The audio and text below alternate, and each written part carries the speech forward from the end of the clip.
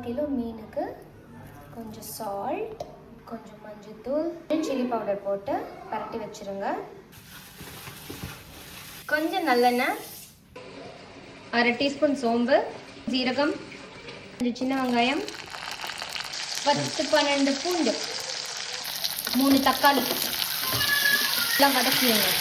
Start பண்ணிக்கோங்க. Spoon மஞ்சள்தூள் நல்லா வதக்குங்க. நல்லா வதங்கினதுக்கப்புறம் பார்க்கலாம். குழம்பு மிளகாய் தூள் 2 ஸ்பூன் போட்டுக்கோங்க. ஒரு சில்லு தேங்காய் 1 ஸ்பூன் போட்டுக்கல. வதக்கிட்டு ஆஃப் பண்ணிடுங்க. ஆற வச்சுட்டு பார்க்கலாம்.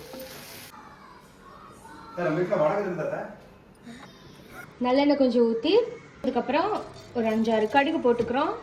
பொரிஞ்சதுக்கு அப்புறம் சிம்மில் வச்சுட்டு கொஞ்சமாக வந்து வெந்தயம் போட்டுக்கோங்க. போட்ட உடனே வெங்காயம், பூண்டு, பச்சை மிளகா, கருவேப்பிலை வதக்கும்போது உங்களுக்கு செம்மையாக அந்த அரோமா வந்து வரும்.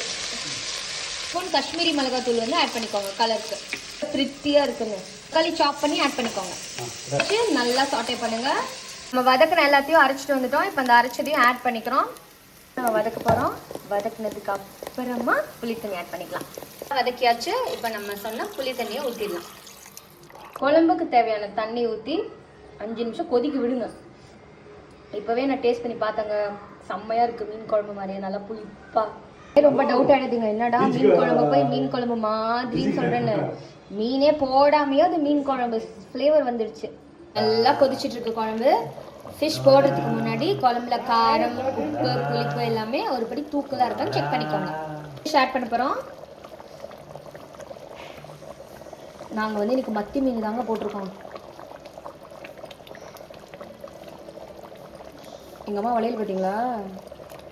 ஃபிஷ்ஷும் போட்டோம். இப்போ லைட்டாக ஒரு கிளறிட்டு ஃபிஷ் உடஞ்சிடாமல் அதுக்கப்புறம் ஒரு 3 மினிட்ஸ் சிம்மில் வச்சு அப்புறம் குழம்பு பார்க்கலாம். ஃபிஷ் நல்லா வெந்துட்டாங்க. இப்போ நம்ம என்ன பண்ணுறோன்னா ஒரு ஸ்பூன் வந்து தேங்காய் எண்ணெய் வந்து அப்படியே அழகாக ஊற்றுறோம். அதுக்கப்புறம் கருவேப்பிலை அப்படியே வச்சிடறோங்க. இந்த ரெசிபி எல்லாருமே செஞ்சு பாருங்கள். இது எங்கள் மாமா ரெசிபி.